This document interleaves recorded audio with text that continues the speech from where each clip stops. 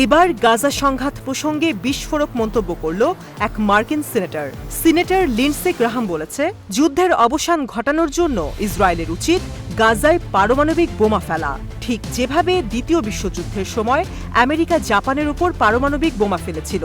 এছাড়া ইসরায়েল চাইলে যা খুশি তাই করতে পারে বলে মনে করে সে। গ্রাহাম একজন সাউথ ক্যারোলিনা রিপাবলিকান সিনেটর। সে পরামর্শ দিয়ে বলেছে, ইসরায়েল অবরুদ্ধ গাজাকে সমতল করতে চাইলে তা সঠিক হবে, কারণ আমেরিকা 1945 সালে জাপানের হিরোশিমা এবং নাগাসাকি শহরে এমনটাই করেছিল এবং 2 লাখেরও বেশি মানুষকে হত্যা করেছিল। রবিবার এনবিসি নিউজকে সে বলেছে, হিরোশিমা এবং নাগাসাকিতে 2টি পারমাণবিক বোমা ফেলা কি ঠিক ছিল? এটা করা কি আমাদের জন্য ঠিক ছিল? আমি মনে করি এটা ঠিক ছিল, কেননা আমেরিকা তার অস্তিত্বের হুমকি ঠেকাতে এবং যুদ্ধের অবসান ঘটাতে যা করেছিল সেটি ঠিক। সুতরাং ইসরায়েলের উচিত বেঁচে থাকার জন্য যা করতে হবে তাই করা।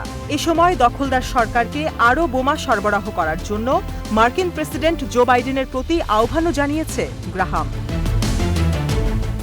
লিন্ডসে গ্রাহাম বলেছে, একটি জাতি হিসেবে আমরা যখন ধ্বংসের মুখোমুখি হয়েছিলাম, জার্মান এবং জাপানিদের সাথে লড়াই করে যখন আমরা ধ্বংসের মুখে, তখন আমরা হিরোশিমা নাগাসাকিকে পারমাণবিক অস্ত্র দিয়ে বোমাবর্ষণ করে যুদ্ধ শেষ করার সিদ্ধান্ত নিয়েছিলাম।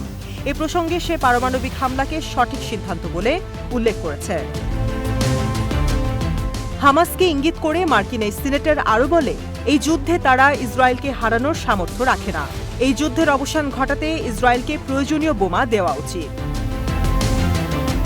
গাজার রাফা এলাকায় ইসরায়েলের হামলা চালানোর পরিকল্পনার পর ইসরায়েলকে দিতে চাওয়া অস্ত্রের একটি চালান স্থগিতের ঘোষণা দেয় বাইডেন।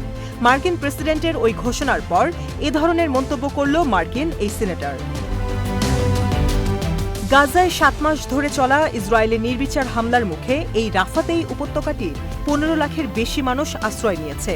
সেখানে চরম মানবেতরভাবে জীবন কাটাচ্ছে তারা। এ অবস্থায় রাফাতে পূর্ণ মাত্রায় স্থল হামলা না চালাতেই ইসরায়েলকে বহুবার আহ্বান জানিয়েছে ওয়াশিংটন। আমেরিকা ইসরায়েলকে প্রতি বছর $380 কোটি অস্ত্র সহায়তা দিয়ে থাকে। এছাড়া সম্প্রতি দেশটিকে আরও $1700 কোটি অস্ত্র প্রতিরক্ষা ব্যবস্থা সরবরাহের প্রস্তাব পাশ হয়েছে মার্কিন কংগ্রেসে। তাই ইসরায়েলের হাতে বর্তমানে যে পরিমাণ অস্ত্র ও গোলাবারুদ আছে তা দিয়েই তারা রাফাকে মাটির সাথে মিশিয়ে দিতে পারবে।